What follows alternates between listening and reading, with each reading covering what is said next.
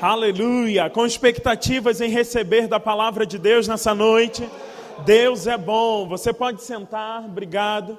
Para mim é um prazer, um privilégio estar aqui com você nessa noite, compartilhando um pouco daquilo que o Senhor tem compartilhado comigo e trazendo para você, servindo a você, a mesa do Senhor. É bem verdade que Ele sempre tem uma palavra a nos ministrar. Ele sempre tem uma palavra a me dar e a te entregar. Amém, irmãos? Eu creio que nesse dia tão especial, eu digo como ministério, nós estamos no dia Verbo da Vida de Missões e aprove a Deus que eu estivesse aqui ministrando a palavra dele para você. Amém? Eu costumo dizer que no reino de Deus não existe sorte, azar ou coincidência. No reino de Deus existe propósito. Então eu sei que eu estou no lugar certo, na hora certa, para ministrar a palavra de Deus para você.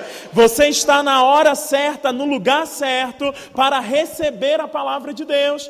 Irmãos, nós não podemos nos acostumar com a paisagem.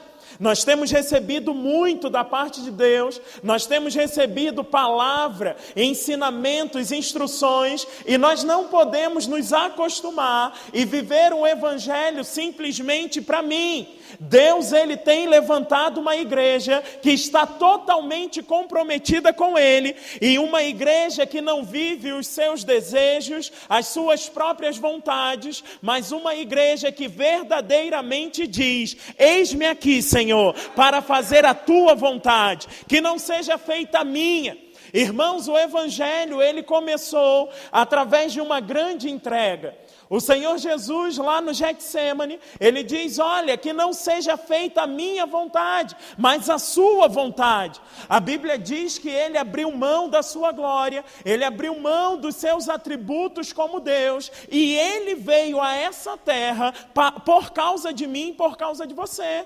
O evangelho começou com uma grande entrega, e como igreja nós não podemos viver a parte disso. Nós não estamos aqui simplesmente para receber para mim, para a gente. Nós estamos aqui para nos enchermos, nós estamos aqui para receber instruções e ministrar por onde quer que andarmos as verdades que temos recebido aqui. Nós estamos no dia de missões, um dia que nós celebramos a chegada do apóstolo Bud, junto com Mama Jen, e eles deixaram um legado para mim e para você. O apóstolo Bud, ele já está com o Senhor. Mama Jen continua ministrando a palavra para o povo brasileiro. E eu digo, irmão, chegou a minha e a sua vez.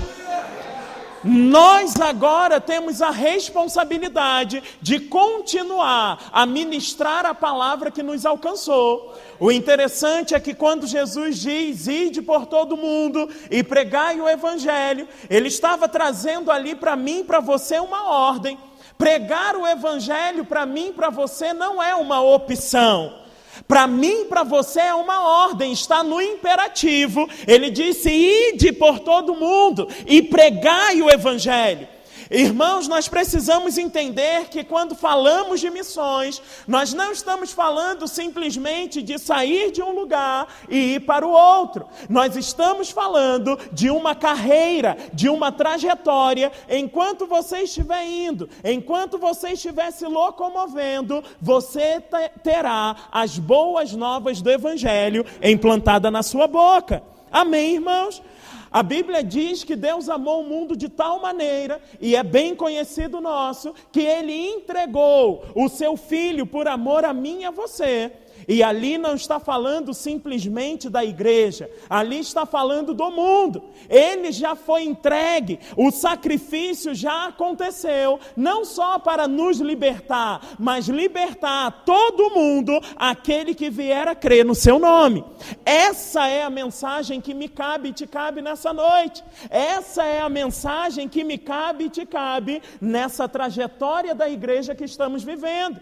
Irmãos, nós estamos aqui como resposta para esse mundo. Nós estamos aqui para apresentar o verdadeiro Cristo que tirou o pecado do mundo. Amém, irmãos?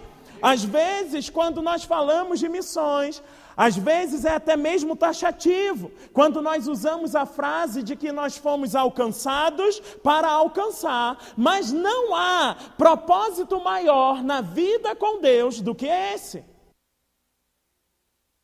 Eu não sei se você se alegrou com isso, mas a proposta de Deus é que através de mim e de você, Ele venha alcançar outros e outros e outros. O Evangelho não para em mim, o Evangelho não para em você. As boas novas, elas precisam ser anunciadas.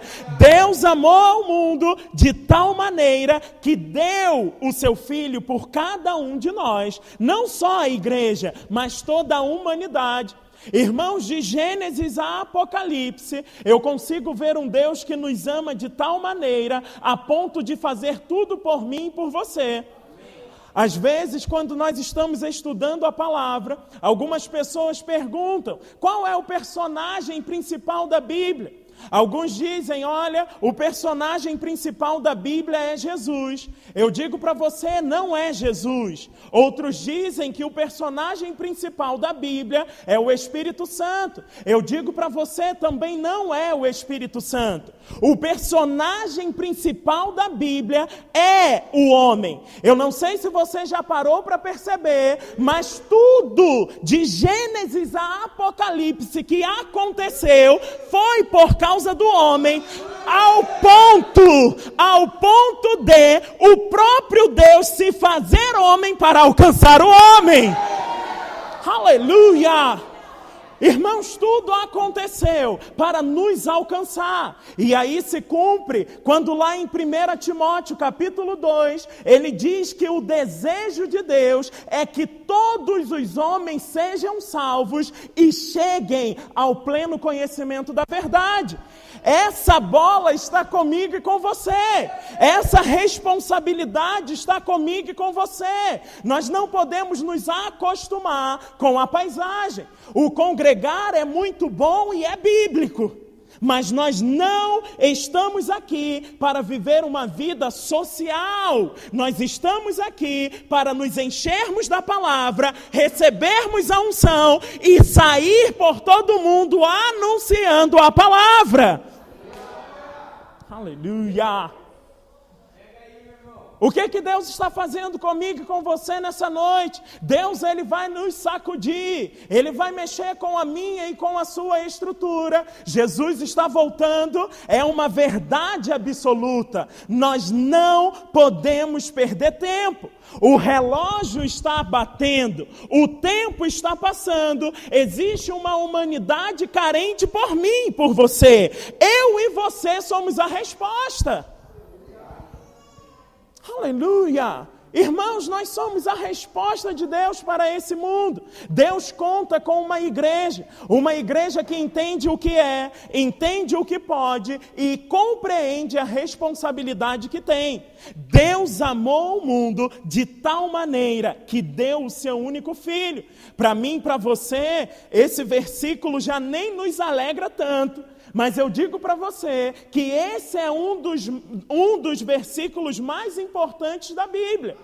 Porque ali está listado para mim e para você um Deus que não poupou esforços para me alcançar e para te alcançar. Nós não podemos poupar esforços de alcançar outros e outros e outros.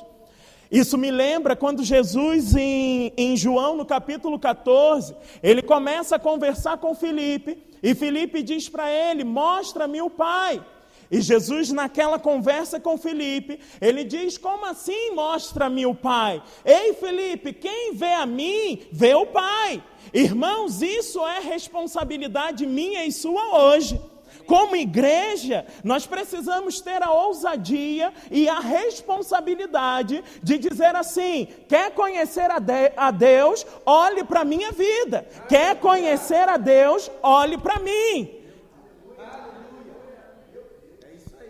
heresia é essa, Diego? Não. Eu estou biblicamente, doutrinariamente correto com você. Porque o escritor aos Hebreus, ele inicia o primeiro capítulo e ele diz assim, que Jesus, ele é a expressão exata do próprio Deus. De modo que, ao olharmos para Jesus, nós compreendemos Deus. Quando Jesus andou nessa terra, ele andou por toda parte, fazendo bem, curando a todos os oprimidos do diabo, e ele deixou claro qual era o caráter de Deus. Para alguns, Deus era o autor da doença, para outros, Deus era o autor do mal, mas Jesus, ele andou por toda parte, fazendo bem e curando a todos os oprimidos do diabo, mostrando para mim e para você que doença não combina com o caráter de Deus. É por isso que João 10:10 ele diz, olha, o ladrão, a figura de Satanás, ele sim, ele veio para roubar, matar e destruir. Eu não sei se você sabe, mas uma doença é princípio de morte. Se uma doença não for curada, ela vai gerar morte. E quem está interessado em matar, roubar e destruir? Satanás. Mas para isso se manifestou os filhos de Deus, para desfazer as obras dele. Aleluia! Irmãos, nós precisamos compreender, nós estamos debaixo de uma missão, nós estamos debaixo de um propósito. Eu digo para você, essa igreja tem cheiro de crescimento, essa igreja tem cheiro de gente, e você é o que vai colher, o que vai trazer aquilo que Deus está fazendo nesse lugar. Aleluia!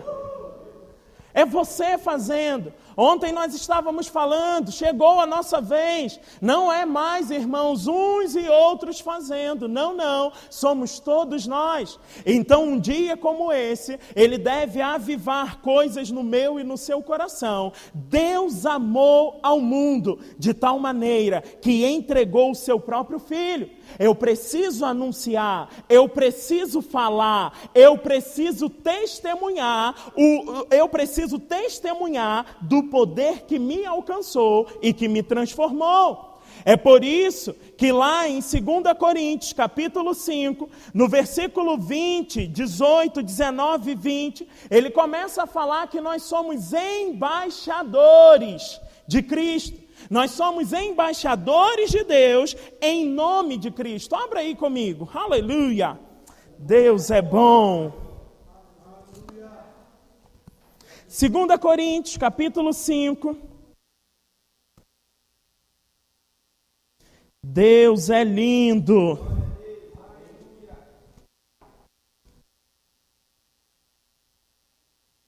Você chegou aí? 2 Coríntios, capítulo 5, no versículo 18, ele diz assim: ora, tudo provém de Deus, que nos reconciliou consigo mesmo, por meio de Cristo, e nos deu o ministério da reconciliação, a saber que Deus estava em Cristo, reconciliando consigo o mundo, não imputando aos homens as suas transgressões, e nos confiou a palavra da reconciliação, de sorte que somos embaixadores em nome de Cristo, como se Deus exortasse por nosso intermédio. Em nome de Cristo, pois rogamos que vos reconcilieis com Deus.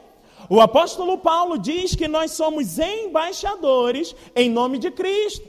Essa palavra embaixador significa representante legal. Irmãos, quando o embaixador ele é enviado com as características da sua nação. Ele é enviado com as características da sua pátria. Se eu dissesse para você, vem um embaixador do Japão para o Brasil, você logo ia pensar em alguém de estatura mediana, alguém com os olhinhos puxados e o cabelo bem lisinho.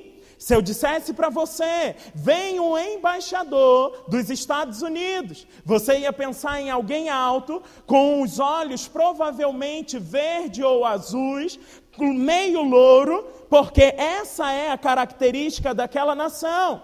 Se eu dissesse para você, vem um embaixador lá da África, você logo ia pensar em alguém, um negão forte, mais ou menos como eu. Estou brincando. Você logo ia associar algumas características daquela nação. Quando a Bíblia diz que nós somos embaixadores de Cristo, significa que quando o mundo olha para mim e para você, precisa encontrar características da minha e da sua pátria. Eu digo para você, quando o mundo olha para a igreja precisa entender que tem tudo aquilo que a pátria dela dispõe. A igreja tem poder, a igreja tem autoridade, a igreja tem legalidade para ligar e desligar coisas sobre essa terra. Como embaixadores, irmãos, nós temos a nossa missão. Qual é a missão? Nós estamos aqui para recolher pessoas de volta para o Pai. Como que elas irão chegar, Diego? Elas irão chegar pelo caminho. Que caminho é esse? Jesus, ele disse, eu sou o caminho, eu sou a verdade, eu sou a vida. Ninguém vem ao Pai se não for por mim.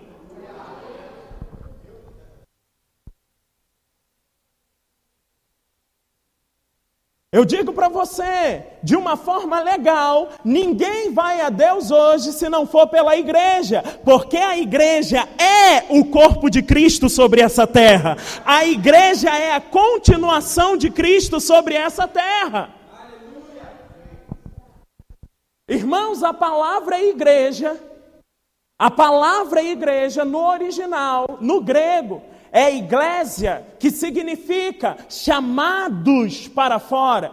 Qual é a minha e a sua missão? A minha e a sua missão é colher pessoas que estão lá fora. Aquilo que nós ganhamos aqui dentro é apenas bônus. Aleluia. Você está aqui. A igreja ou o culto não deveria acontecer simplesmente nas reuniões aqui. O culto tem que acontecer todo dia na minha e na sua vida. O poder tem que fluir todos os dias da minha e da sua vida. Eu disse ontem, os maiores milagres que aconteceram na igreja de Atos não aconteceram dentro dos templos. Os maiores milagres que aconteceram foram na rua. Eu não sei se isso diz alguma coisa para você, mas para mim diz muita coisa. Os maiores milagres, as maiores demonstrações de poder aconteceram enquanto os discípulos estavam andando, enquanto eles estavam caminhando com a consciência do que tinham, com a consciência do que podiam. Mais poder estava sendo manifesto, mais poder estava sendo revelado. Irmãos, Deus, Ele clama pela humanidade perdida. E quem é que vai reconciliar a humanidade perdida? Diga eu, a igreja. Aleluia. Vai comigo em Atos, no capítulo 1. Deus é bom. Aleluia. Você chegou aí, Atos capítulo 1, a igreja tinha acabado aí de nascer, a igreja, ela começa a compreender o seu propósito. Lucas começa a escrever a sua carta de Atos ao seu amigo Teófilo, e ele começa a relatar o que Jesus começou a fazer e a ensinar. E Atos capítulo 1 me traz uma ideia de missão, me traz a compreensão do propósito de sermos igreja sobre essa terra. Atos capítulo 1, versículo 1, Lucas diz assim: Escrevi o primeiro livro, ó Teófilo, relatando todas as coisas que Jesus começou a fazer e a ensinar, dando a entender que a obra que Jesus começou a fazer não acabou. A obra redentiva só Ele podia fazer, mas a grande comissão hoje está comigo e com você, igreja. João, no capítulo 4, depois que Jesus conversa com a mulher samaritana, aquela mulher sai, ela ganha todo aquele pessoal da sua cidade, aquele pessoal que era próximo dela, e Jesus olha para os discípulos e diz: olha, vocês estão dizendo que a estação da colheita ainda vai chegar. Eu digo para vocês, os campos já estão brancos, a colheita já está preparada. Irmãos, a colheita já está preparada para mim e para você. E ele diz que nós iríamos colher algo que nós não plantamos. O que ele estava dizendo? Nós íamos simplesmente colher do fruto do seu trabalho. Porque em uns capítulos antes, ele disse: se a semente não morrer, se a semente não cair na terra, ela não vai produzir frutos. Mas uma vez que ela cai, ela se multiplica. Quem era a semente perfeita? A semente perfeita era Cristo. Ele morreu, ele ressuscitou e deu a legalidade de homens e mulheres que creem nele ressuscitar e passar da morte para a vida. Já está pronto, gente. Já está pronto. Nós não estamos aqui tentando alguma coisa, não. Nós estamos aqui na convicção de que essas vidas já pertencem a Ele. Essas vidas já foram compradas por preço de sangue.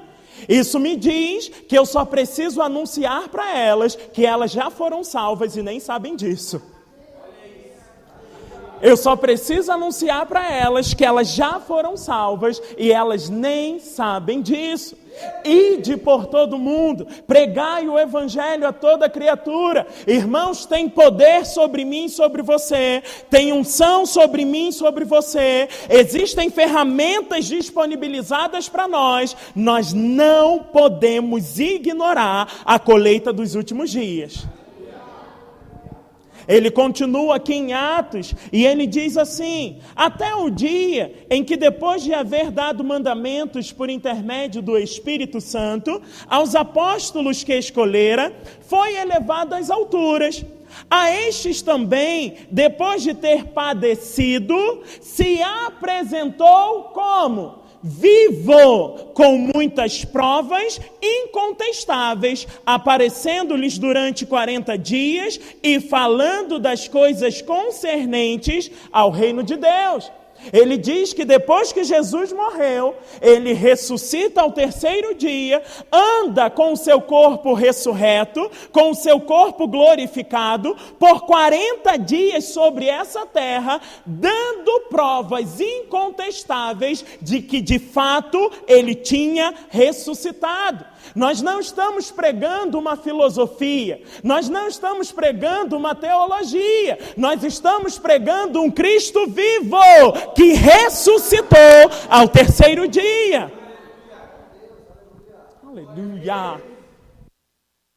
Irmãos, qual é a mensagem para mim e para você hoje? Qual é o desejo do coração de Deus para mim e para você hoje? Que venhamos a despertar para o propósito, que venhamos a anunciar as boas novas. O mundo está à espera, o mundo está esperando por mim e por você, e a colheita dos últimos dias será maior, será melhor. Irmãos, às vezes nós temos a tendência de achar que a igreja é a minoria. Eu digo para você, a igreja nunca será a minoria. A igreja nunca será um grupo de pequenas pessoas. Grande, maior é o número de pessoas que irão para o céu do que as pessoas que vão para o inferno. Não, você não se alegrou com isso, não.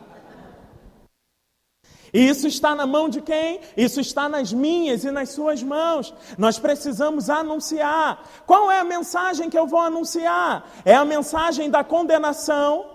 É a mensagem que só vem para acusar e para dizer, olha, você não pode, você não consegue. Não, não. A mensagem que nós vamos trazer é aquilo que a Bíblia diz, a mensagem da cruz. Para muitos lá fora, irmãos, a mensagem da cruz é um lugar de morte. As pessoas olham para a cruz e veem morte. As pessoas olham para a cruz e acham que lá está um Cristo derrotado. Mas Jesus mesmo, no ministério terreno, ele diz, olha, assim como Moisés ergueu aquela serpente no deserto, assim terá que ser erguido o Filho do Homem.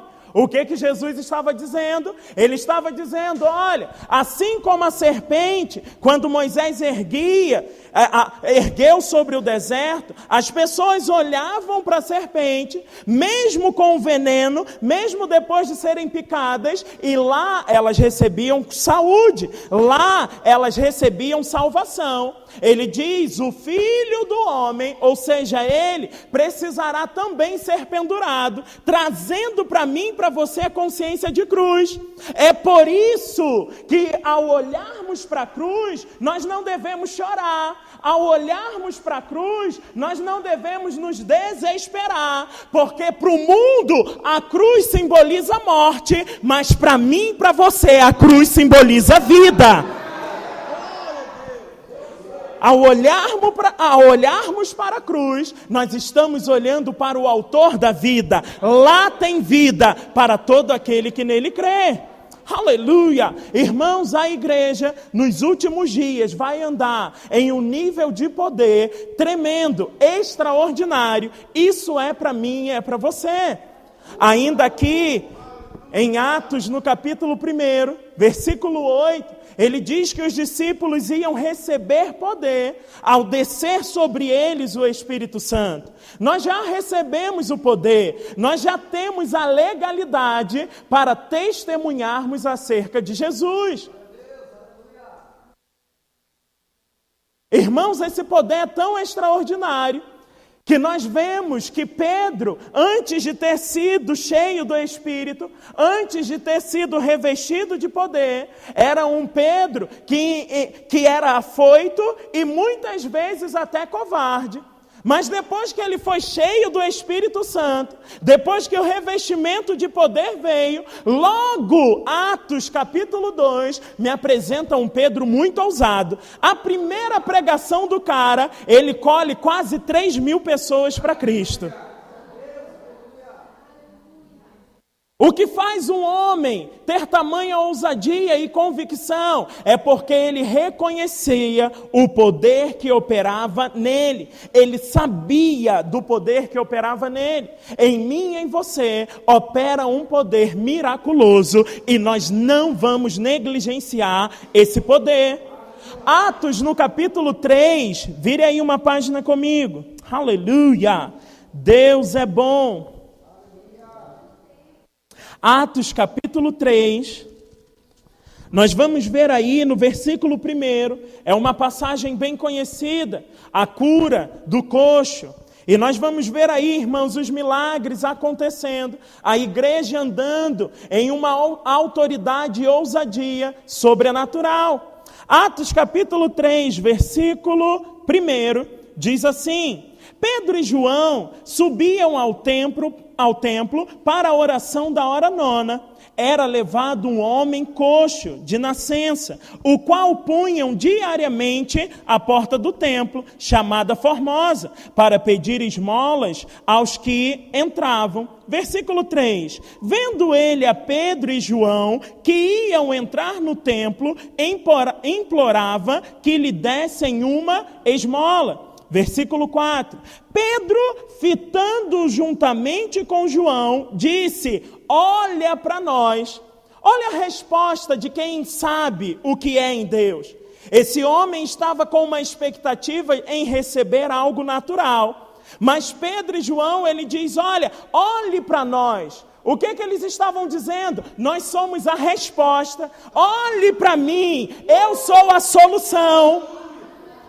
E aquele homem, esperando ainda receber esmola, entra o versículo seguinte e ele diz, ele os olhava atentamente, esperando receber alguma coisa. Pessoas estão esperando alguma coisa de mim, de você.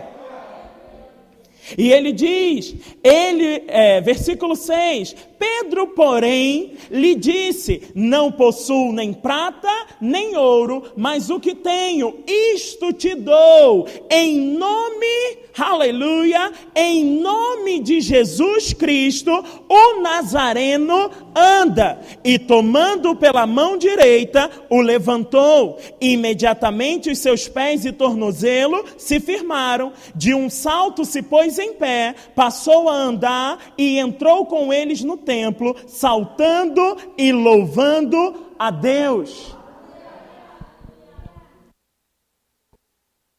Isso me choca, irmãos, porque Pedro olha para aquele homem e diz, olha para nós, eu não tenho prata, eu não tenho ouro.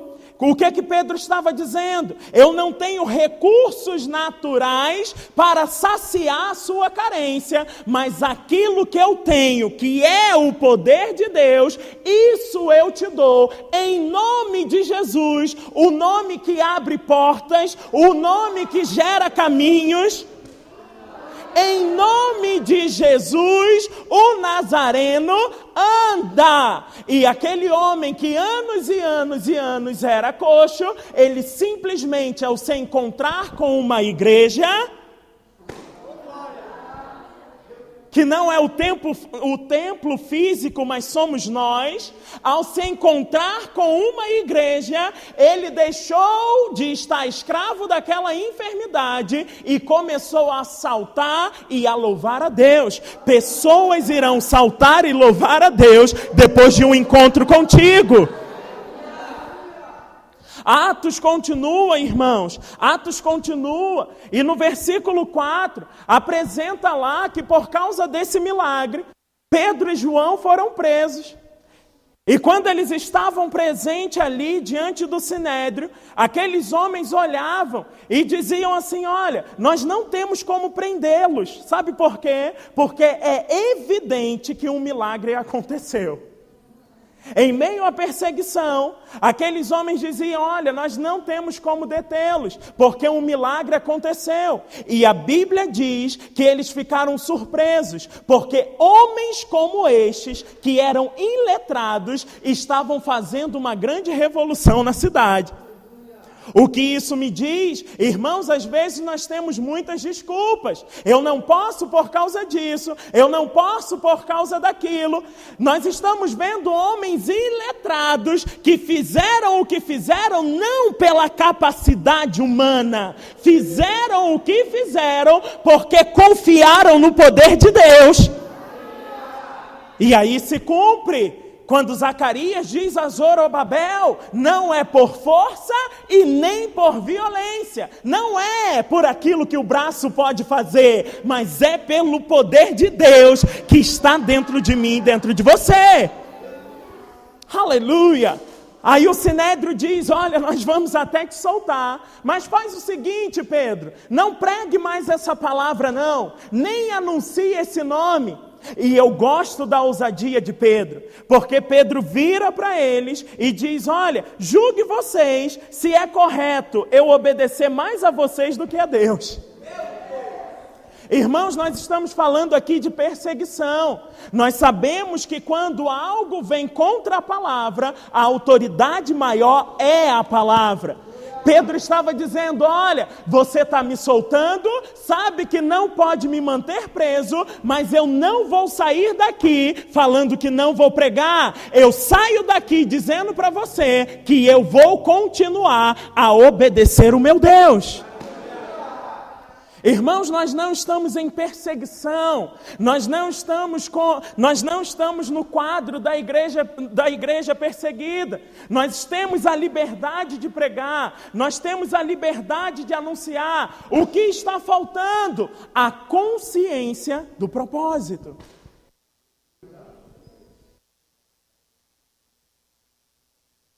A consciência do propósito. É por isso que eu não admito viver um evangelho sem efeito. Por quê? Porque o evangelho é poder explosivo para todo aquele que nele crê. Irmãos, quando a ficha cair, eu não tenho medo de ser repetitivo. Quando a ficha cair de que tem poder suficiente dentro de mim e dentro de você para realizar a missão, irmãos, nada vai nos prender mais, nada vai nos segurar mais. Eu tenho orado por espírito de sabedoria e de revelação para compreender a totalidade do que está dentro de mim, porque eu sei que tem muita coisa dentro de mim e a mente humana ainda não alcançou. Eu estava agora, no início do mês de agosto, eu estava em Angola, e eu estava ensinando no Rema, e um aluno chegou e disse assim, professor, ele falando da matéria comigo, eu estava falando da autoridade no nome de Jesus, e ele começou a conversar comigo e disse, olha, isso é muito importante. Eu falei, meu irmão, é muito importante, é um princípio básico da palavra de Deus. Aquele homem começou a falar comigo a respeito de um bruxo, que atua muito lá em Angola. E ele disse, olha professor, tem um bruxo aqui que ele é muito famoso, e esses dias ele quebrou a perna, porque ele estava voando, e ele caiu e quebrou a perna.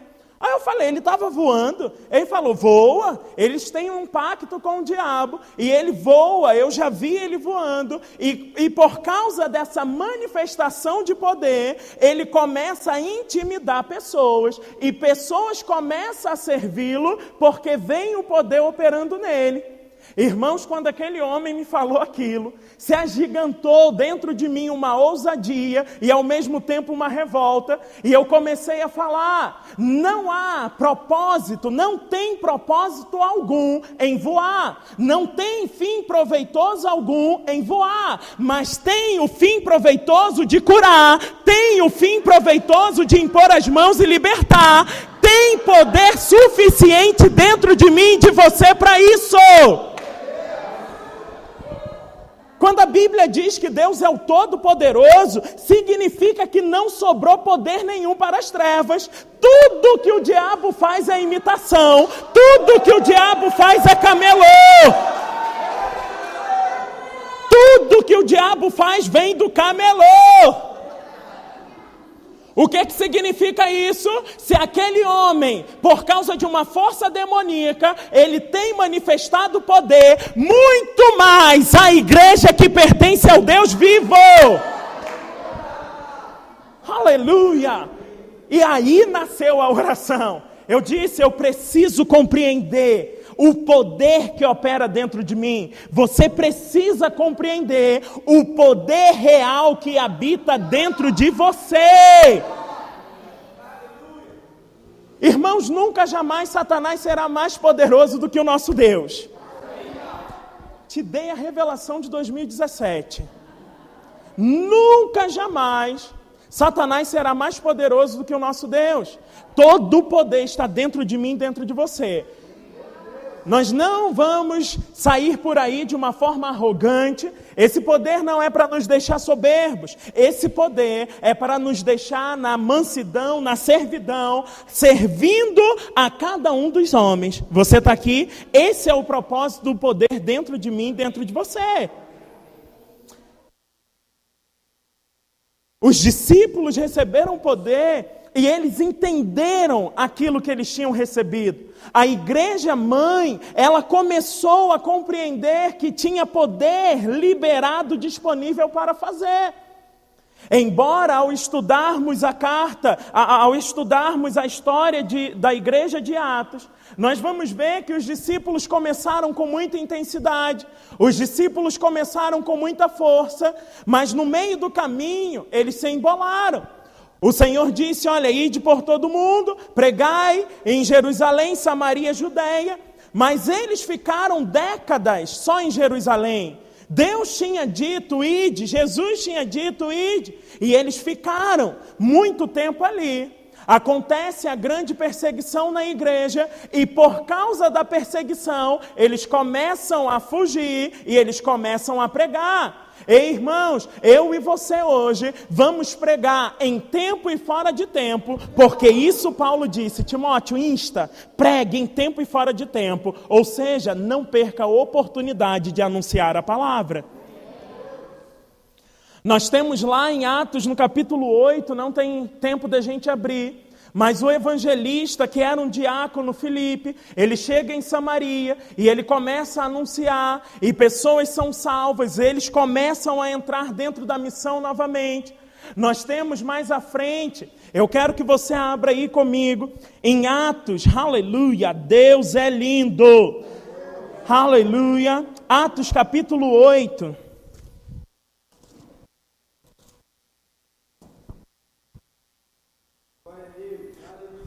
Atos capítulo 8, no versículo 26. Atos capítulo 8, versículo 26, vai me mostrar aí Filipe com o eunuco. E algo me chama a atenção aqui. Posso ler, irmãos? Diz assim, aleluia.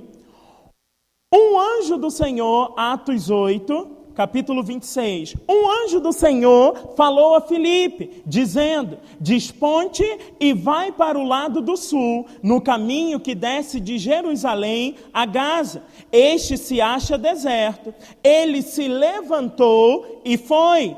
Eis que um etíope, eunuco, alto oficial de Cadace, rainha dos etíopes, o qual era superintendente de todo o seu tesouro, que viera adorar em Jerusalém, estava de volta e, assentado no seu carro, vinha lendo o profeta Isaías. Então lhe disse o Espírito a Filipe, aproxima-se deste carro e o acompanham. Correndo Filipe, ouviu ler o profeta Isaías e perguntou, compreendes o que vens lendo? Ele respondeu, como poderei compreender se alguém não me explicar? E convidou Filipe a subir e a sentar-se junto a ele. Ora, a passagem da Escritura que estava lendo era esta: foi levado como ovelha ao matadouro e como um cordeiro mudo perante o seu tosquiador. Assim ele não abriu a boca. Na sua humilhação lhe negaram justiça. Quem lhe poderá descrever a geração? Porque da terra a sua vida é tirada. Então o eunuco disse a Filipe, peço-te que me expliques a quem se refere o profeta. Fala de si mesmo ou de algum outro? Então Filipe explicou e começando por esta passagem da Escritura, anunciou-lhes a quem, gente? Jesus. Seguindo eles caminho fora, chegando a certo lugar onde havia água, disse o eunuco. Não foi Filipe que disse, foi ele. Eis aqui a água, que impede que seja eu batizado? Filipe respondeu, é lícito se credes de todo o coração. E respondeu ele, disse, creio que Jesus Cristo é o Filho de Deus. Então mandou parar o carro, ambos desceram a água e Filipe batizou o eunuco. Quando saíram da água, o Espírito do Senhor arrebatou a Filipe, não vendo mais o eunuco, e este foi seguindo o seu caminho, cheio de júbilo. Mas Filipe veio a achar-se em Azoto, e passando além, evangelizava todas as cidades, até chegar em Cesareia. Irmãos, o que acontece aqui é que por causa dos discípulos terem retardado a missão, já havia uma fome, uma necessidade, uma carência de Deus. Esse homem já estava buscando a salvação, mas ele precisava se encontrar com um embaixador, com alguém responsável, né? De dar, alguém me falou da aula, de dar o carimbo no passaporte. Esse homem estava esperando alguém para lhe trazer no caminho e apresentar o caminho que ligava a Deus. Acontece que Filipe, ele estava tão cheio, ele estava tão convicto, que ele ali anuncia Jesus para aquele homem. Ele diz: olha, o que impede de ser batizado? O que isso me diz? O mundo clama por Jesus, o mundo clama por salvação. Não foi Filipe que disse: eu vou te batizar. Ele recebeu e disse: agora eu quero ser batizado.